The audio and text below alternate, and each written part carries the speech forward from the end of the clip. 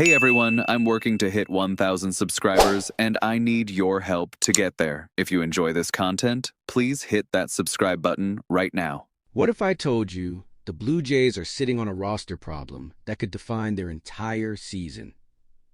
Right now, Ross Atkins is staring down a decision that nobody's talking about, but it's going to matter more than almost anything else this team does before opening day. Look, we all know the Blue Jays had an active offseason, new faces, big moves, playoff expectations, but buried underneath all the hype is a genuine roster crunch that's about to force some really tough calls. And at the center of it all is Davis Schneider, a guy who burst onto the scene, showed real promise, but now might not even have a clear role on this team. Here's the situation. The Blue Jays' outfield and infield depth is overflowing.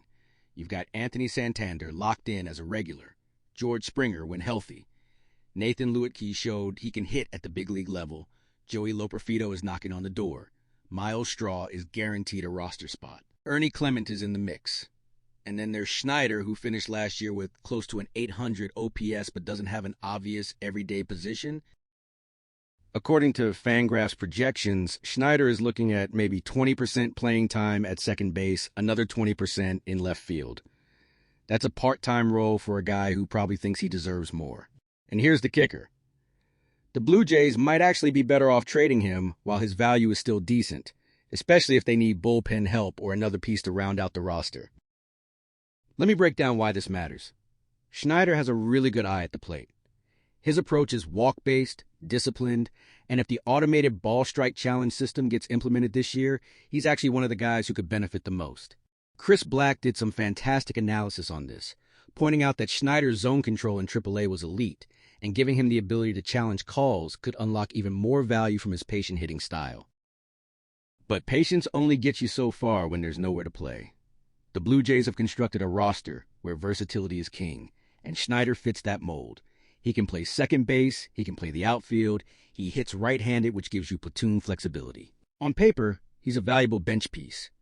But for a player trying to establish himself and earn a bigger payday down the road, being a bench piece isn't exactly ideal. Nathan Luetke is in a similar boat. He mashes left-handed pitching, he's shown he belongs, but with Santander entrenched and Springer getting his at-bats, where does Luetke play every day? You can't just stack all these guys on the bench and hope it works out. Somebody's going to be left in the dust, and somebody's trade value is going to be the answer to another roster need. That's where the impossible decision comes in. Do you keep Schneider as insurance, knowing injuries happen and depth wins championships?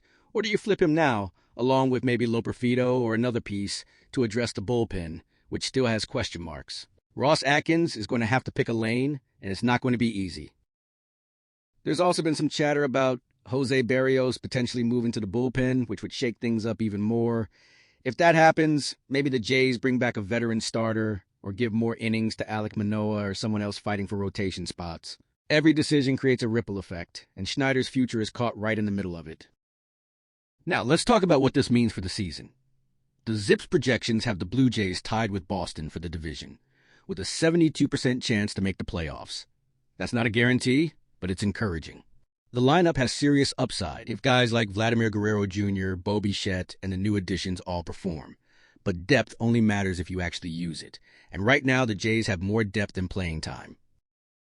Schneider's situation is a microcosm of a bigger issue.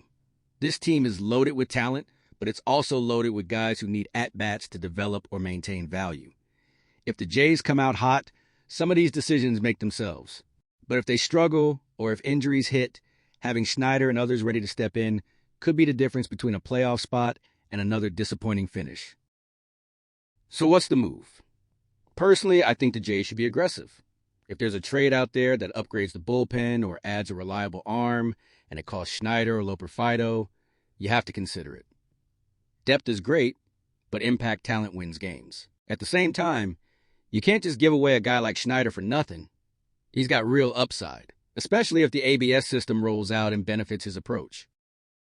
The reality is, Ross Atkins is playing a high-stakes game of roster Tetris, and every piece matters. Schneider's future might not be in Toronto past this year, but how the Jays handle him now could define how the rest of the season plays out. Keep him, trade him, or find a way to maximize his playing time. Whatever the choice, it's coming soon, and it's going to have real consequences. This isn't just about one player.